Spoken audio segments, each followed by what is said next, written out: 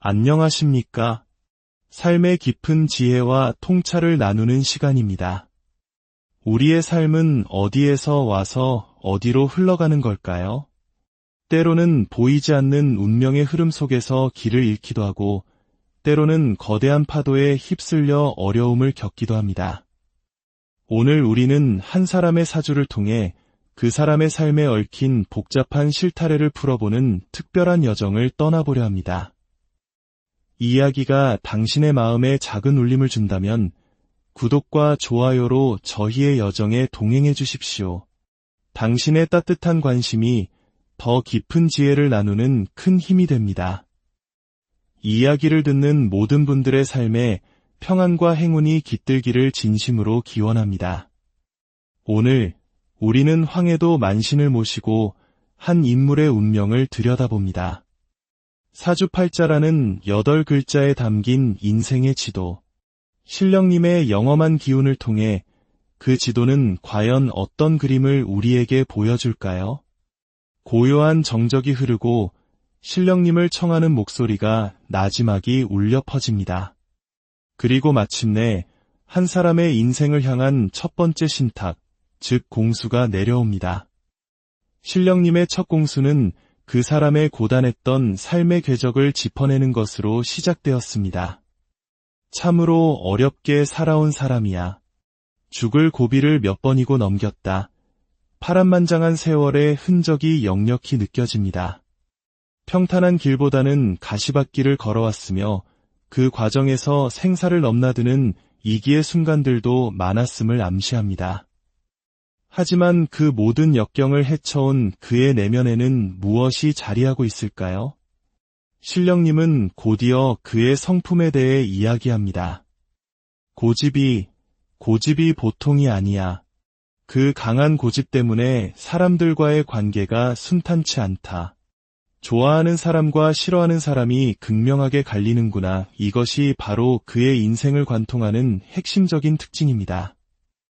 누구에게도 지기 싫어하는 강한 자존심과 자신의 뜻을 반드시 관철시키고야 마는 뇌고집. 이러한 성향은 그를 성공으로 이끈 원동력이었을지도 모릅니다. 그는 목표를 위해서라면 수단과 방법을 가리지 않는 인물입니다. 그것이 법의 테두리를 넘나드는 아슬아슬한 줄타기라 할지라도 자신의 의지를 실현하는 것을 최우선으로 삼는 사람입니다. 그렇게 그는 자신만의 방식으로 성공의 문을 열었고 정상의 자리에 오르기도 했습니다. 하지만 그 성공의 이면에는 짙은 그림자가 드리워져 있었습니다. 바로 관제와 구설의 바람입니다. 관제란 관청에 얽힌 시비나 소송, 즉 법적인 문제의 바람을 의미합니다. 그의 삶에는 이러한 관제의 바람이 수년 동안 끊이지 않았다고 합니다. 마치 숙명처럼 따라다니는 이 문제들은 해결된 것처럼 보여도 실은 잠시 덮어둔 것에 불과합니다. 눈 가리고 아웅하는 식으로 임시방편으로 넘어갔을 뿐 그 불씨는 여전히 살아있습니다. 잠시 멈춰있는 것처럼 보이지만 이 관제는 앞으로도 길고 지루하게 그의 발목을 잡을 것입니다. 올해의 운세 역시 그리 밝지 않습니다. 한국인이라면 누구나 조심스러워하는 삼재의 영향권 안에 있습니다. 9년 주기로 돌아와 3년간 머무는 힘든 시기인 삼재가 그의 운세를 더욱 흔들고 있습니다. 하지만 문제의 본질은 단순히 삼재 때문만은 아닙니다. 신령님은 단호하게 말합니다. 너무 많은 적을 만들었어. 너무나 많은 적을. 그의 주변에는 수많은 사람들이 있습니다. 그러나 누가 진정한 내 편이고 누가 등을 돌릴 적인지 분간하기 어려운 혼란스러운 상황입니다. 심지어 지금은 내 편이라 믿었던 사람들마저 적으로 돌아설 수 있는 위태로운 형국입니다. 이로 인해 그가 설 자리는 점점 더 좁아지고 있습니다. 물론 그는 매우 영리하고 비상한 두뇌를 가진 사람입니다. 때로는 적마저도 자신의 편으로 만들 수 있는 뛰어난 수완과 화술을 지녔습니다. 하지만 그 영리함이 오히려 주변을 시끄럽게 만들고 끊임없는 마찰과 잡음을 일으키는 원인이 됩니다. 그의 주변은 늘 산만하고 평온할 날이 없습니다. 그리고 가장 큰 문제는 그 혼란을 그 자신 스스로가 만들고 있다는 점입니다.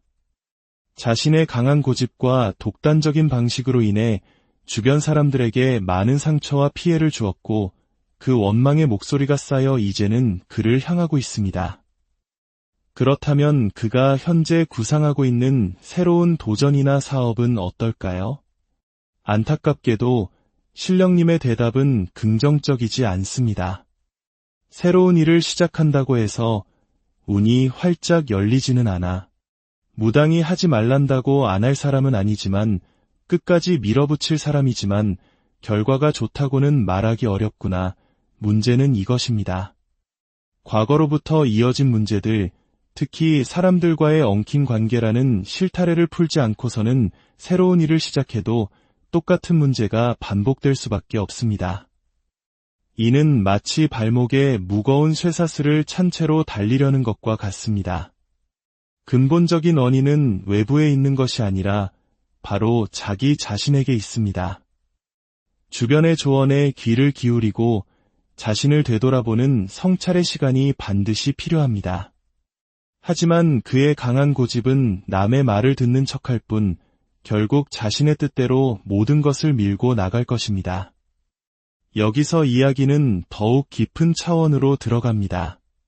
그의 운명에 영향을 미치는 보이지 않는 손, 바로 조상의 문제입니다. 우리의 삶은 단순히 현재의 나 자신만으로 이루어지지 않습니다. 한국인의 정서 깊은 곳에는 우리의 뿌리이자 보이지 않는 힘으로 작용하는 조상과의 연결이 중요하게 자리 잡고 있습니다. 신령님은 그의 집안에 해결되지 않은 조상의 문제가 깊이 얽혀 있음을 지적합니다. 조상 바람이 많이 불고 있어. 한 맺힌 조상들이 많아 발목을 잡고 있구나. 특히 3년 전 조상의 묘소나 비석과 관련된 문제가 있었음이 보입니다. 이를 묘탈이라 하는데 산소에 탈이 나면 그 기운이 후손에게 직접적인 영향을 미칩니다.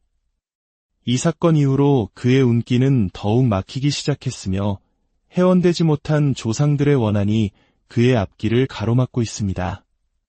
이러한 조상의 문제를 풀어내지 않고서는 그가 아무리 노력해도 나아가는 길은 험난할 수밖에 없습니다. 건강 또한 염려됩니다. 특히 위장계통의 질병이나 암과 같은 중병에 대한 경고가 함께 내려옵니다. 몸과 마음이 모두 지쳐있는 위태로운 상태입니다. 그렇다면 이 모든 어려움을 헤쳐나갈 방법은 없는 것일까요? 신령님은 조심스럽게 해결의 실마리를 제시합니다. 그것은 바로 얽히고 설킨 문제의 근원을 푸는 것입니다. 한 맺힌 조상들의 마음을 위로하고 길을 열어주는 의식을 통해 막힌 눈에 물꼬를 트는 것이 급선무라고 이야기합니다. 이것은 단순히 미신적인 행위를 넘어 자신의 뿌리를 돌아보고 보이지 않는 세계의 질서를 바로잡으려는 노력의 일환입니다. 하지만 가장 중요한 것은 그 자신의 변화입니다. 좋은 운은 어디에서 오는 걸까요? 신령님의 마지막 조언은 바로 사람을 향합니다. 이름이 널리 알려지고 명예를 얻었을지는 모르나 그 자리가 주는 무게는 실로 엄청나야. 그 자리를 지키고 싶다면 주변 사람부터 돌아봐야 한다. 그리고 가장 먼저 자기 자신을 돌아봐야 한다. 그의 삶은 사람으로 인해 흥했고 또한 사람으로 인해 어려움을 겪고 있습니다. 이제껏 그는 독불장군처럼 홀로 모든 것을 결정하고 이끌어왔습니다. 하지만 더 이상 그런 방식은 통하지 않습니다. 주변 사람들의 말에 귀를 기울이고 함께 문제를 풀어가려는 자세가 필요합니다. 그리고 가장 중요한 것, 도움을 받았다면 그 은혜는 반드시 갚아야 한다. 이것이 운의 흐름을 바꾸는 핵심 열쇠입니다. 사람에게 받은 도움과 마음을 당연하게 여기지 않고 진심으로 감사하며 보답할 때 닫혔던 운의 문이 비로소 열리기 시작할 것입니다. 내년과 내후년의 운세 역시 좋다고 나오지 않습니다. 지금이 바로 앞으로의 운명을 결정할 매우 중요한 시기라는 뜻입니다. 조심하고 또 조심하며 자신을 낮추고 주변을 살피는 지혜. 그것이야말로 수많은 풍파를 이겨내고 다가올 위기를 극복할 수 있는 유일한 길입니다.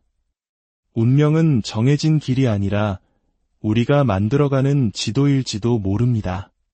신령의 경고는 미래를 단정짓는 예언이 아니라 더 나은 길을 선택할 수 있도록 도와주는 등불과 같습니다. 오늘 이 이야기가 당신의 삶의 지도를 들여다보는 작은 계기가 되었기를 바랍니다.